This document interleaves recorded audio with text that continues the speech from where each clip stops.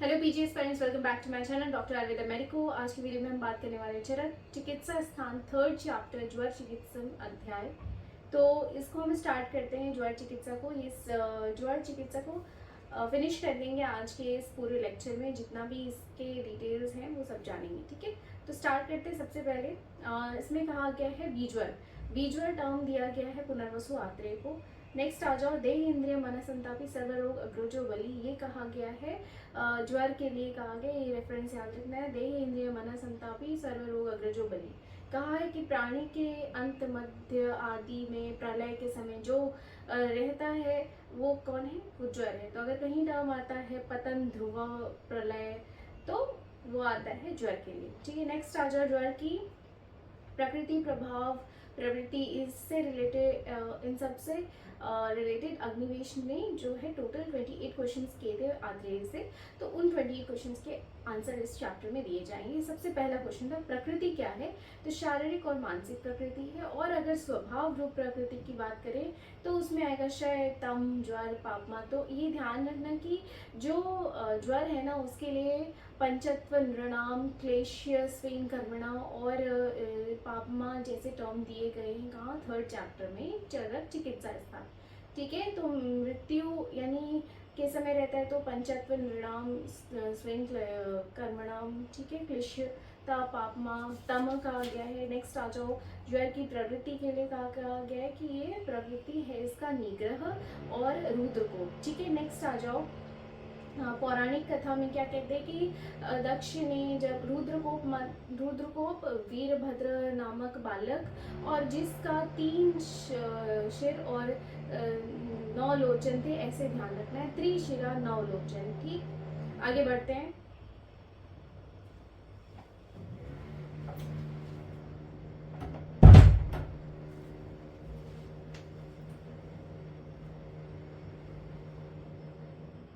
ठीक है, आगे बढ़ते हैं। इसमें ज्वर का जो प्रभाव है, तो ज्वर के प्रभाव में आता है संताप, सारुचि, तृष्णा, अंगमर्द, हृदय था 5 इसके ओके।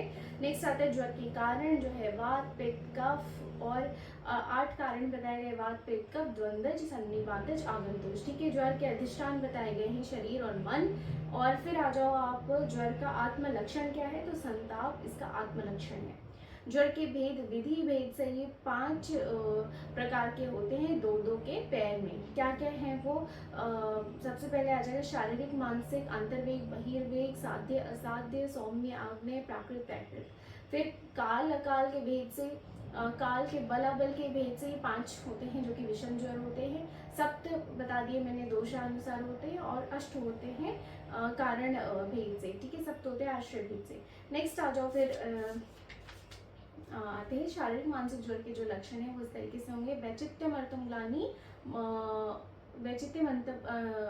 वैचित्यमर्तमग्लानि, मन संताप लक्षणम, ठीक है। सौम्य और आग्नेय ज्वर में कहा गया कि सौम्य में क्या होगा, यानी कि वात पित्त में शीत की उष्णा होगी, और पित्त कफ, और वात कफज ज्वर में कफ उष्ण, वात कफज ज्वर में उष्ण की अभिलाषा होगी।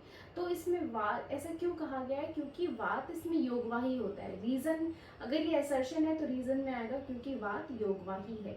नेक्स्ट आ जाओ, अंतर्वेग ज्वर के क्या लक्षण आते हैं, तो अंतर्दाहे अधिकस तृष्णा, प्रलाप, स्वश्नम, भ्रमम, संधि, अस्थि, शूल, और वेरी इंपॉर्टेंट दोष वर्च सब विनिग्रह हो जाएंगे, स्वेद भी नहीं आएगा। अस्वेदो, दोषवाच विनिग्रह, प्रलाप, श्वसन, भ्रम और अधिकस तृष्णा, ठीक है। बहिर्वेग में क्या आएगा, संतापो, अभ्य, अधिक, बाह्य तृष्णा और मार्दवम। वेरी इंपॉर्टेंट जो याद रखना है वो है कि मार्दवता आएगी। नेक्स्ट आ जाओ, प्राकृत व वैकृत लक्षण के क्या, प्राकृतिक ज्वर जो है शरद वसंत में आता है, और वैकृत ज्वर जो है वो वर्षा या प्रावृत ऋतु में उत्पन्न होने वाला जो प्रकोप होने वाला जो वात है वो ज्वर ये होता है वैकृत। क्योंकि कहा गया है, सुश्रुत ने बताया है कि अनेक वजह से उत्पन्न होता है ना वात ज्वर। प्राकृत अवस्था में जब भी वर्षा में वात का जो प्रकोप होता है वो होता है जल के इसमें होने से, या फिर शरीर में अम्लता आने से, तो बहुत रीजंस होते हैं। और जबकि पित्त और कफ का एक ही रीजन होता है, तो अनेक रीजन नहीं होने की वजह से वो साध्य हो जाते हैं। अब आ जाओ कि एक चीज़ जो बहुत इंपॉर्टेंट ध्यान रखनी है कि ज्वर में तुल्य दोष होता है तो वो तुल्य दोष होता है तो वो साध्य होता है, तुल्य दुष्य होने पर प्रमेह साध्य होता है, और जितना पुराना हो रक्त गुल्म साध्य होता है। ओके, नेक्स्ट आ जाओ कि कफ पित्त द्रवे उष्ण धातु, कफ पित्त द्रवे धातु संयन लंगम मतम। ठीक है, ऐसा कहा गया है कि कफ पित्त जो है इसमें लंघन महत्वपूर्ण होता है, लंघन हितकारी होता है, जबकि वात में हम लंघन कराने जाएंगे तो वो वात को और इंक्रीज करेगा, जो कि वात ज्वर के लिए सही नहीं है। ठीक है, आ जाओ नेक्स्ट। फिर ऐसा कहा गया है व्याकृत ज्वर के लिए कि प्राकृत व्याकृत ज्वर के लिए कि आधा वंते च मध्य, तो आप इसको पूरा कोटेशन पढ़ना कि आधा वंते च मध्य दोष आधा वंते च मध्य च बुद्धवा दोष बलाबलम, ये कहा गया है प्राकृत और व्याकृत ज्वर की कोटेशन के लिए। ऐसा ही सेम कोटेशन आता है फॉर विसर्ग और आदान काल के लिए। ठीक है, नेक्स्ट आ जाओ प्राकृत ज्वर में अपवाद क्या है। तो अपवाद है कि वातिक ज्वर अपने स्वाभाविक वर्षा ऋतु में जो होता है वो व्याकृत हो जाता है। ठीक है, सादे ज्वर के क्या लक्षण है कि बलवत स्व अल्प दोषेशु ज्वर साध्यो अनुपद्रव, अल्प दोष हो, अनुपद्रव हो और बलवान व्यक्ति को हो तो ज्वर साध्य होता है। और ज्वर के उपद्रव कितने हैं? 10। कौन कौन से हैं? कांस, श्वास, हिक्का, तीनों आ जाएंगे इसमें। कांस, श्वास, हिक्का, मूर्छा, अरुचि, अंगमर्द, छर्दी, अतिसार और विडिग्रह। ठीक है, ये आ जाएंगे ज्वर के 10 उपद्रव। असाध्य ज्वर के क्या लक्षण है? आएगा बहु भी हेतु बहु भी लक्षण, हेतु भी बहुत हो लक्षण भी बहुत हो तो साध्य ज्वर का लक्षण साध्य ज्वर होता है। कहा गया है कि सप्ताहद्वा द्वादशाहद्वा दशाहद्वा सब उसमें अगर वात पित्त कफ क्रमशः हो तो प्रलाप, भ्रम और श्वसन से या तो व्यक्ति की मृत्यु 7 दिन में हो जाती है या वो ठीक हो जाता है, या 10 दिन में होता है ठीक हो जाता है, या फिर मृत्यु हो जाती है, या फिर 10 दिन में ठीक हो जाता है या मृत्यु हो जाती है। ठीक है, और कहा गया है कि व्यक्ति अगर शून हो, क्षीण हो और दीर्घ रात्रिक ज्वर हो तो असाध्य होता है। और अगर कहा गया है कि बलवान व्यक्ति में भी लग हो और केश में सीमंत पड़ गए हो तो असाध्य होता है। ठीक है, तो असाध्यता के 3 बता दिए कि पहले तो बहु, हेतु भी बहु, लक्षण बहु, इस वाला टर्म। ठीक है, दूसरा बताया कि क्षीण को हो, शून को हो और दीर्घ रात्रि से हो तो असाध्य होता है। कहा है कि बलवान को भी हो लेकिन केश में सीमंत पड़ गए हो तो असाध्य होता है। फिर आता है संतत ज्वर, विषम ज्वर स्टार्ट होता है यहाँ से। संतत ज्वर के लिए पहले कहा गया कि स्त्रोतो भी विस्तृता स्वेद वह अनुगा रसवा ही स्रोतस का जहाँ पे अवरोध हो जाता है। बस आपको इतना ध्यान रखना है कि स्रोतोस का अवरोध हो जाता है, कौन सा? रसवाही स्रोतस, और स्वेदवाही स्रोतस का अवरोध हो जाता है। ठीक है, कहा है दशाहम द्वादशहम व सप्ताहम व सुदूसह। ठीक है, ये 7, 10, 12 दिन रहता है और बहुत सुदूसा होता है, तो शीघ्र ये ठीक हो जाता है। शीघ्र हंती, शीघ्र ठीक, शीघ्र हंती, ऐसा टर्म आएगा तो आपको ध्यान रखना है। विषम ज्वर के लिए बताया गया है, सॉरी संतत ज्वर की मर्यादा बताएगी, या तो शीघ्रम शीघ्र कारित्वम प्रशमम याति हंती वा, या तो प्रशम हो जाएगा या तो हंती वा। नेक्स्ट आता है कि ये ऐसा क्यों, क्योंकि सुदूसा क्यों होता है? क्योंकि ये निष्प्रत्यनिक होता है। निष्प्रत्यनिक यानी काल दूषित प्रकृति के तुल्य नहीं, इसका कोई विरोधी नहीं होता है। ठीक है, संतत ज्वर के 12 आश्रय होते हैं, 7 धातु, 3 दोष, 3 मल। नेक्स्ट आ जाओ, इसमें एक केस आता है संतत ज्वर को आपको ध्यान रखना है टीबी से, और आपको ये ध्यान रखना है कि इसमें टीबी में कैसे मेडिसिनल कोर्सेज चलती हैं। अगर वो कोर्स आपने खत्म कर दिया बीच में आप, तो आपको वापस रिपीट करनी पड़ती है। तो क्यों? क्योंकि या तो वो पूरी तरीके से शुद्ध कर देता है या तो पूरा शुद्ध नहीं हो पाता है। तो क्या कह रहा है कि ना अति शुद्धंती, या तो ज़्यादा शुद्ध नहीं हुआ है या तो पूरा शुद्ध नहीं हुआ है। ठीक है, तो आपको क्या इसमें ध्यान रखने के ऐसा टर्म आता है तो वो संतत ज्वर में पुनरावर्तक का लक्षण आता है। संतत ज्वर का कालक्रम रहता है कि विसर्गे द्वादशे कृत्वा दिवसे अव्यक्त लक्षणम। अगर अव्यक्त लक्षण रह जाते हैं तो उन सब केसेस में क्या करना चाहिए कि आपको क्रियाक्रम क्या रखनी चाहिए? तर्पण।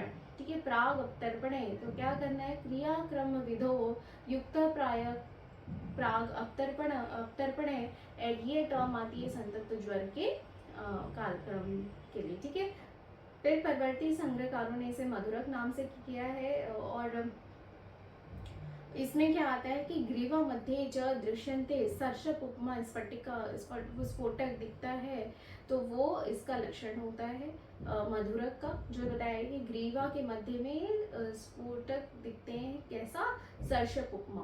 ठीक है। योग रत्नाकर ने इसे मंथर ज्वर कहा है। सतत ज्वर के क्या लक्षण है? संतत ज्वर को छोड़ के जितने भी विषम ज्वर हैं वो सारे सप्रत्यनिक है। ठीक है, यानी कि ठीक हो जाते हैं। रक्त धातु इसका आश्रय है। अहोरात्रे सतत को दो काल होते हैं, इसके दो काल अनुवर्तते। ठीक है। अन्य दुष्ट के लिए कहा गया है कि ये एक काल अहनिशी, रात दिन में एक बार आता है। ठीक है। और ये मेदोवा सिरा को अवरुद्ध करता है, जबकि सुश्रुत ने मांसपेय सिरा माना है। इसमें तृतीय तथा चतुर्थक ज्वर में अस्थि मज्जा में आश्रय होता है। और इसमें क्या कहा है कि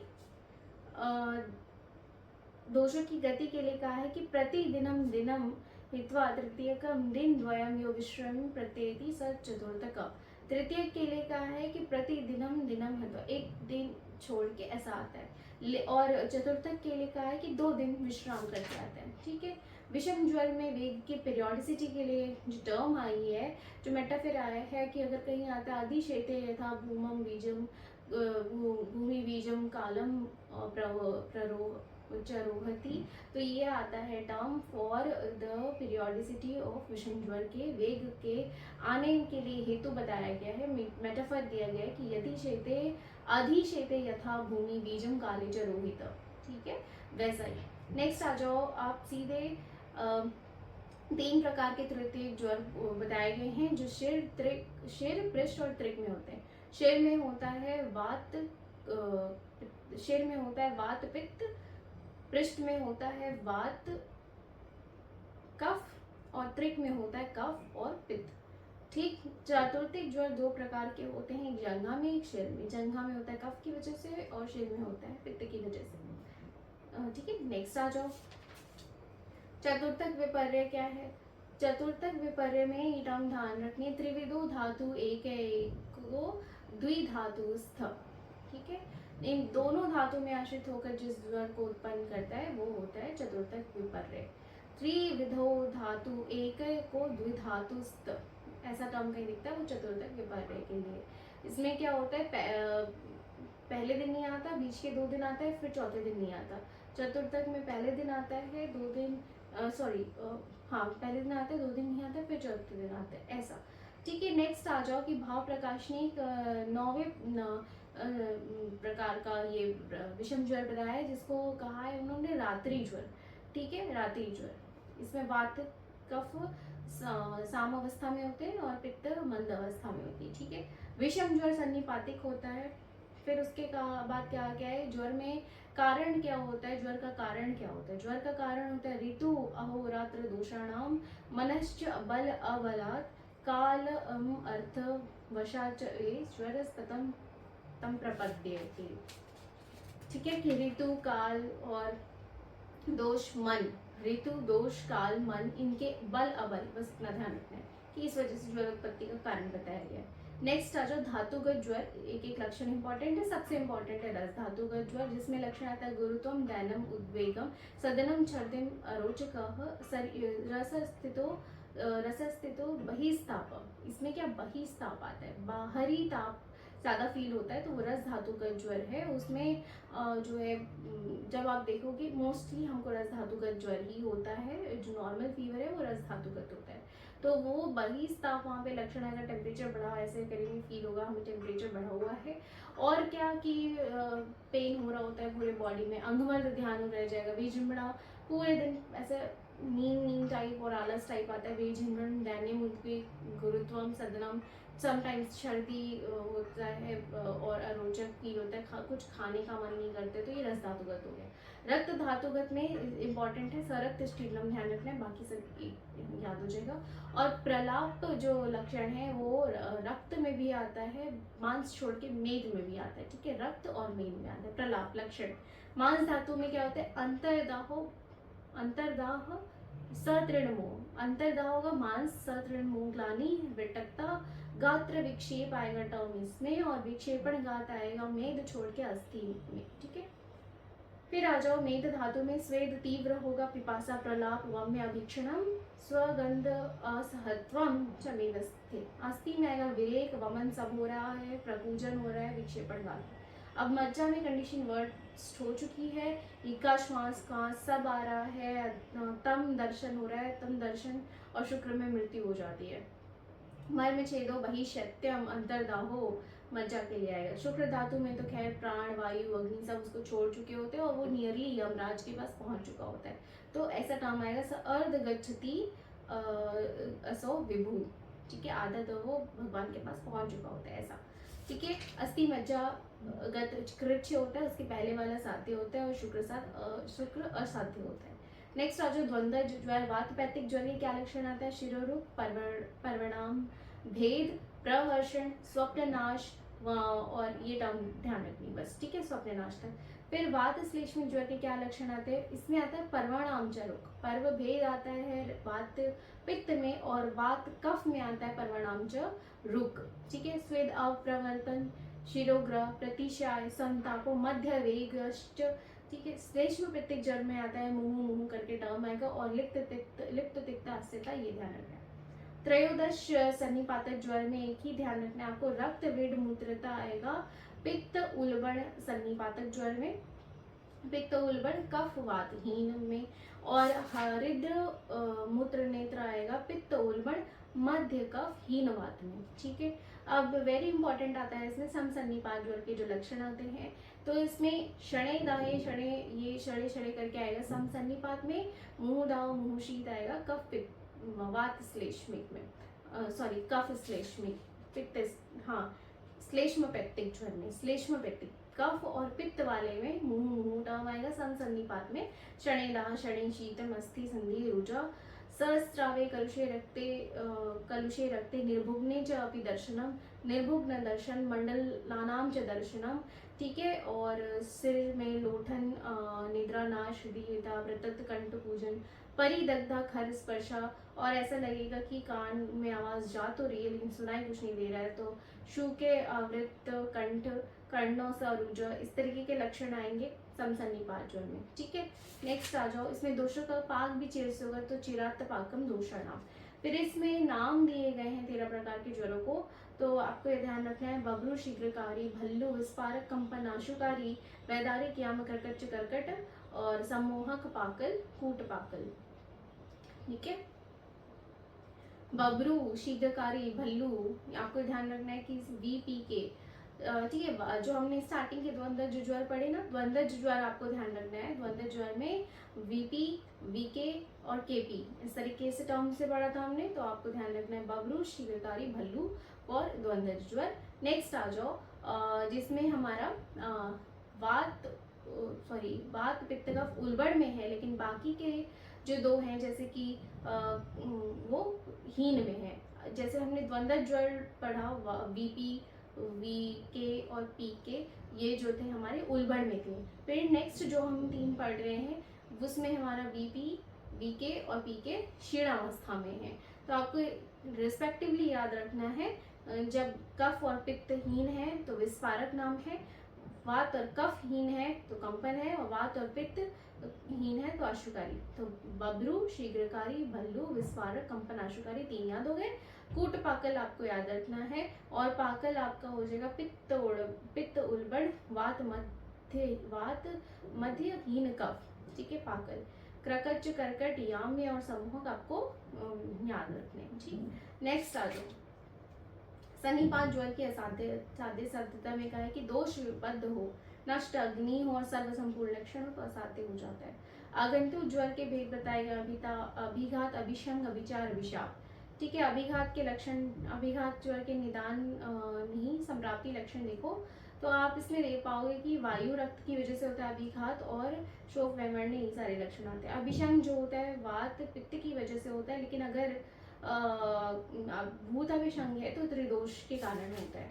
और अभिशंग ज्वर के और लक्षण होते हैं कि कभी कभी विष की वजह से भी होता है, विष, वृक्ष, अनिल, स्पर्श, इस तरीके से, तो इसमें अगध चिकित्सा करनी चाहिए, विषग्न चिकित्सा।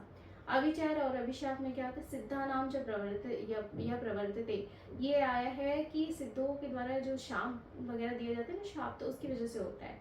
चित्त इंद्रिय शरीर नाम अंतयो न एक स, और ये सुदूसरा टर्म दी गई है। सुदूसरा कहा गया था संतत ज्वर के लिए भी, और अभिचार और अभिशाप ज्वर के लिए भी सुदूसरा टर्म दी गई है। काम ज्वर में ध्यान रखना है, ध्यान निश्वास बहुल होता है। शोकज ज्वर में बाष्प बहुल, भय ज्वर में त्रास प्राय, और क्रोध जो होता है उसमें बहु संरंभ, भूत आवेश में अमानुष लक्षण आते हैं, और विष में मूर्छा मद मोह ग्लानि भूइष्टम विष संभवे। ठीक है, नेक्स्ट आ जाओ, ज्वर की संप्राप्ति। इसमें सिर्फ आपको ध्यान रखना है कि स्रोतस रुद्ध होते हैं कौन से, तो रसवाही। ठीक है, केवलम देह उल्बणा। तरुण ज्वर में पसीना नहीं आता, रीजन वही है कि स्रोतस रुद्ध होते हैं।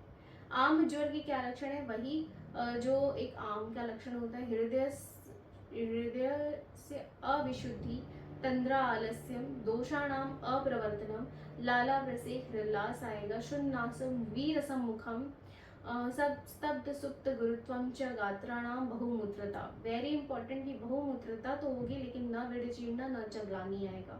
ठीक है, तो गात्राणाम बहुमूत्रता, न विडिचीर्णा न च ग्लानि, स्तब्ध सुप्त गुरुत्वम, दोषाणाम अप्रवर्तनम, लाला प्रसेक हृल्लास, हृदयस्य अविशुद्धि। ठीक है, पच्यमान ज्वर हो रहा है तो वहाँ पे आएगा लक्षण सेम वही, जैसा कुछ मिलता जुलता, अंतर्वेग बहिर्वेग के जैसे लक्षण आएंगे। ज्वर वेगस अधिक तृष्णा प्रलाप शोषण भ्रमम, मल प्रवृत्ति उत्क्लेश होने लगेगा तो पच्यमान है, और अगर भूख लगने लगेगी तो निराम ज्वर है। ठीक है, तो शुद्ध शांता लघुत्तम च गात्राणाम ज्वर मार्दवम। आपको ध्यान है कि बहिर्वेग में मार्दव लक्षण आया था, वैसे ही निराम ज्वर में मार्दव लक्षण आएगा, और अंतर्वेग में आया था अधिक तृष्णा प्रलप शोषण भ्रम, वही पच्यमान ज्वर में आएगा। ठीक है, मैच कर देना। 8 दिन तक रहता है ज्वर। ज्वर प्रवृत्ति अष्टाहो टर्म ध्यान रखना है। औषध चिकित्सा करनी चाहिए। नव ज्वर में जो है 9 चीजें बताई गई, नव ज्वर में 9 चीजें बताई गई जिनका निषेध बताया गया। तो इम्पोर्टेंट आपको ध्यान रखना है कि कषाय विवर्जन है, बाकी आप समझ जाओगे देख के। ज्वर में सर्वप्रथम लंघन के लिए कहा गया है, लेकिन अगर क्षय, अनिल, भय, क्रोध, शोक की वजह से हुआ है, श्रम की वजह से हुआ है, तो उसमें लंघन नहीं कराते हैं।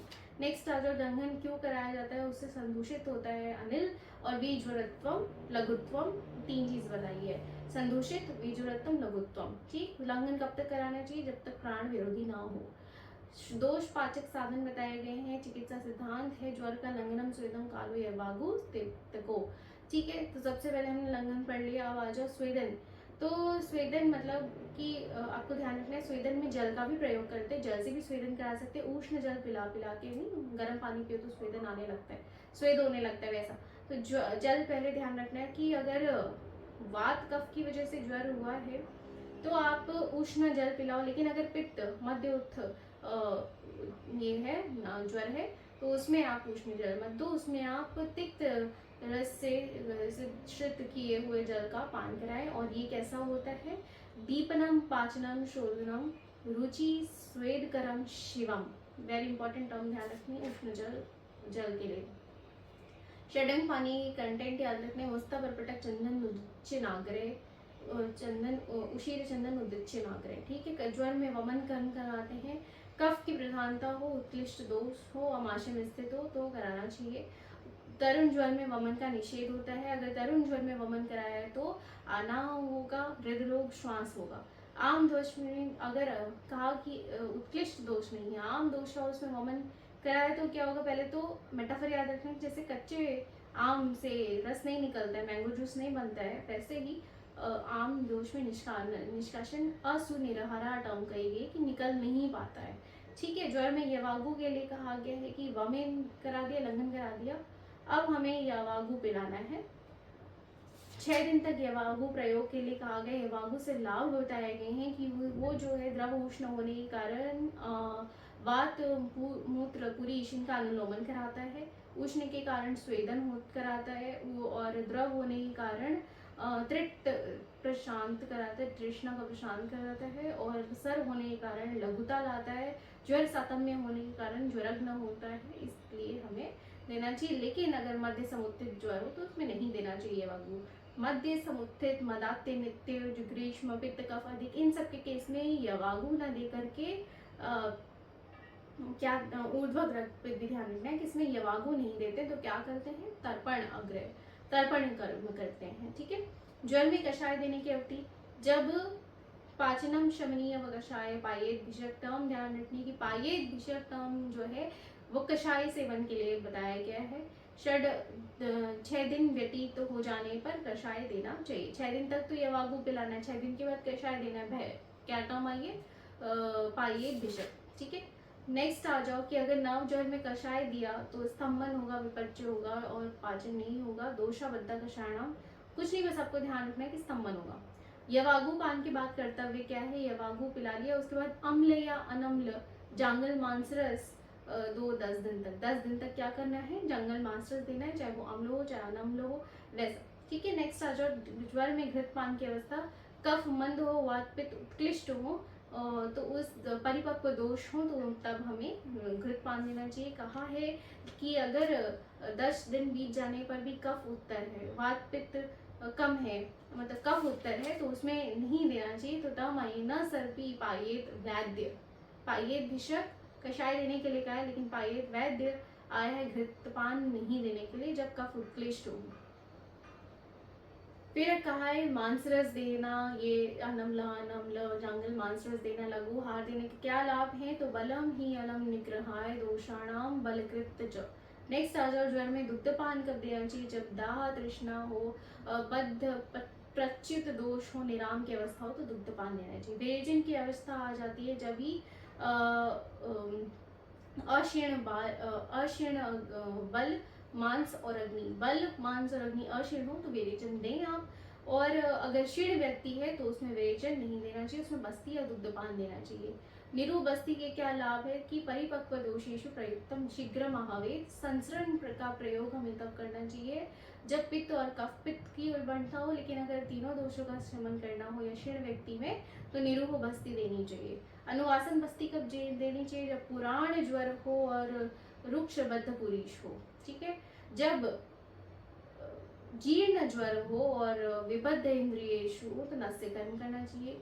लेकिन जब पुराण, ठीक है, जब जीर्ण ज्वर हो और विबद्ध इंद्रिय हो तो नस्य, जब जीर्ण ज्वर हो और त्वचा मात्रा में शेष रह जाए दोष तो वहां पे धूप अंजन और ये सब का प्रयोग करना चाहिए। और ठीक है, आगंतुक अवस्था में धूप अंजन प्रयोग करना चाहिए।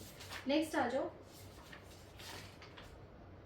विषम ज्वर में 5 कषाय वर्णन किए गए हैं। कलिंग, सबके पहला वर्ड ध्यान रखना है, कलिंग पटोल, केपी कलिंग पटोल, पटोल सारेवा, निम्ब पटोल। ठीक है। पटोल तो आएंगे 3 में, पहले कलिंग पटोल, पटोल सारेवा, निम्ब पटोल, किरातिक तम्रिता और गुड़ुची आम्ल। नेक्स्ट आ जाओ शट्य आदि वर्ग के क्वाथ, बृहत्य गण आदि के क्वाथ ज्वर में घृत का प्रयोग का आधार कहता है। सर्पी तेषाम भिषक जीत कहा गया है इसको।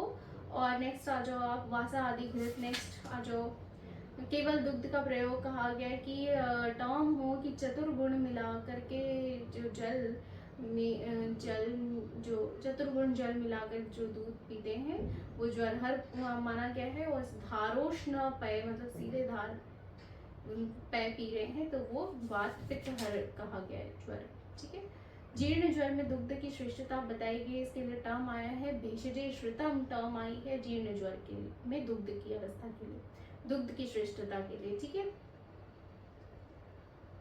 नेक्स्ट आ जाओ ज्वर में दाह हो रही हो तो वहाँ पे सहस्त्र सर्पी का प्रयोग करना चाहिए। और चंदन आदि तेल का प्रयोग, अगरू आदि तेल का प्रयोग बताया गया। ज्वर में स्वेदन कहा गया कि 13 प्रकार के स्वेदन का प्रयोग कर सकते हो आप जब शीत ज्वर हो तब। निराम ज्वर की प्राप्ति काल बताइए कि सप्ताहे ही पच्यंती सप्त धातु गतान मला, निराम हो जाता है। ठीक है। अष्टवेदन। फिर नेक्स्ट आप सीधे यहाँ पे सन्निपात ज्वर की चिकित्सा के सूत्र बताए गए हैं। वदनेन एक दोषस्य शपड़ेन उषित्रस्य वा कफ स्थान अनुपूर्व, ये सुश्रुत पित्त स्थान अनुपूर्व बताया है। नेक्स्ट आ जाओ सन्निपात ज्वर में उपद्रव कर्ण मूल श्रोत बताया है जो कि सुदारुण होता है। इसकी चिकित्सा के लिए रक्तसेचन बताया गया है। प्रदेह ठीक है, ध्यान दो। सर्पी पान रक्त अवसेचन, प्रदेह, नावन और कवल ग्रह ये बताया गया है। ठीक है, ज्वर में रक्त मोक्षण के लिए कहा गया कि अगर शाखा अनुसारी रक्त ज्वर हो तो वहाँ पे कराना चाहिए। ठीक है, रक्त अवसेचन। ज्वरों में घृतपान के लिए कहा, एक तो भिषक जीत नाम आया था ज्वरों में घृतपान के लिए। ठीक है, विसर्प हो, विस्फोट हो तो भी घृतपान देना चाहिए। और जीर्ण ज्वर की संप्राप्ति, जीर्ण ज्वर में भृंगण कराओ, अब आप भृंगणम उपचार करा सकते हैं। ठीक है, विषम ज्वर का चिकित्सा सूत्र सिंपली याद रखना है, साधारण कर्म कराते हैं। फिर आ जाओ ना सीधे कि विषम ज्वर में सुरा, मंड, पानार्थ, भक्ष्यार्थ के लिए चरण आयुधा की मांस, तितर का मांस, मयूर, ये सब प्रयोग में लाया जाता है।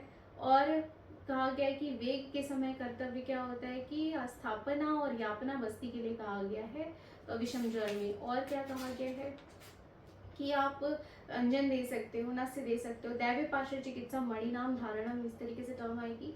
विषम ज्वर में क्या गया है, कहा गया कि 8 मातृगण और शंकर की पूजा, विष्णु सहस्त्र नाम, ब्रह्मा, इंद्र, अग्नि, हिमाचल प्रदेश, मरुदगण, इन सब की पूजा करनी चाहिए कहा गया है किसमें, विषम ज्वर में। नेक्स्ट आ जाए सप्त धातुगत ज्वर में चिकित्सा क्या करनी चाहिए। रस में स्थित ज्वर हो तो वमन और उपवास कराना चाहिए। रक्त में हो तो प्रदेह और संचमन कराना चाहिए। रक्त मांस में हो तो विरेचन और उपवास कराओ। अस्थि मज्जा में हो तो निरु अनुवासन कराओ। बाकी शुक्र तो असाध्य ही है। फिर दैवी पाश्रय कहा गया है अभिघात ज्वर के लिए, पान, अभ्यंग। ठीक है, इस तरीके से आपको आगंतुक ज्वर की चिकित्सा भी ध्यान रखनी है कि अभिघातज में व्रणवत चिकित्सा भी करते हैं। ठीक है, आश्वासन चिकित्सा करते हैं। फिर काम, शोक, भय ज्वर है तो हर्षण चिकित्सा और इस तरीके से अपोजिट चिकित्सा करते हैं। मेन आपको ध्यान रखना है अभिघातज में व्रणवत चिकित्सा करते हैं और आश्वासन स्टेलाबिन, वायु प्रशमनी जब। ठीक है, विषम ज्वर में वेग के समय क्या करना चाहिए, चिंत विवर्ज, सोचना ही नहीं चाहिए कि मुझे मतलब फीवर आएगा ऐसा। ठीक है, विस्मरण से वेग की विरोध करना चाहिए। फिर लास्ट में 4 चीजें बचती हैं, ज्वर प्रमोक्ष, अदारुणमोक्ष, दारुणमोक्ष।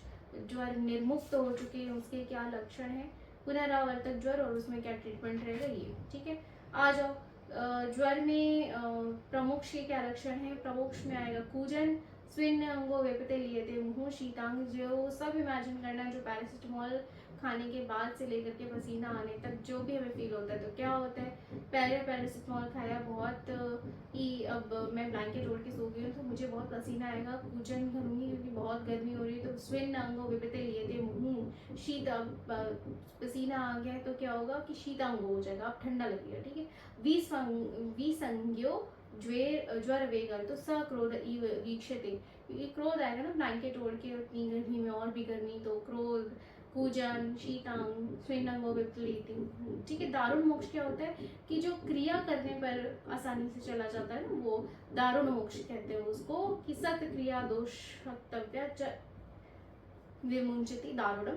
अदारुण मोक्ष क्या होता है कि जिसमें वेग अपना ही अपने आप जो फीवर चला जाता है उसको अदारुण मोक्ष कहते हैं, कि दोष वशाद वेगम ऐसा टर्म आएगा, समझ जाना अदारुण मोक्ष। नेक्स्ट जो है प्रशांत के क्या लक्षण है, विगत क्लम, क्लम जा चुका है, संताप जा चुका है, विमल हो चुकी इंद्रिया। ठीक है, युक्तम प्रकृति सत्व सत्तेन, बस ये टर्म इतनी सी आ सकती है और पूछ सकते हैं। तो युक्तम प्रकृति सत्व सत्वेन किसके लिए आई है, तो ज्वर प्रशांत के लिए। फिर क्या नहीं करने के लिए क्या है, व्यायाम, व्यायाम, संक्रमण, ये सब नहीं कहा गया। ठीक है, करने के लिए। पुनरावर्तक ज्वर वही है कि असंजात बलो यस्तु ज्वर मुक्तो निक्षेपित, ज्वर के छूट जाने पर भी जब तक पूरा बल नहीं आ जाता है, दुर्बल होने पर अगर ऐसा वैसा कुछ खा लिया तो आपको वापस से वो दोष हो जाते हैं। और पुनरावर्तक स्व टर्म आई है, स्व अल्पेन व्यपचारेण तस्य व्यावर्तते पुनः। चिकित्सा के कहा गया है कि मृदु शोधन करना चाहिए और कहा गया है कि अपना बस्ती हित करोति, बस इतना ध्यान रखना है। नेक्स्ट आ जाओ, इसमें अभ्यंग भी कराते हैं। पुनरावर्ते वृते ज्वरे तिक्त घृत, कौन सा, किरातिक तादी घृत के लिए कहा, किरातिक तादी क्वाथ के लिए कहा गया पुनरावर्तक ज्वर में। इसके साथ ही चैप्टर खत्म होता है। नेक्स्ट हम पढ़ेंगे चरक चिकित्सा स्थान 38th चैप्टर योनि व्यापक चिकित्सा। Thank you.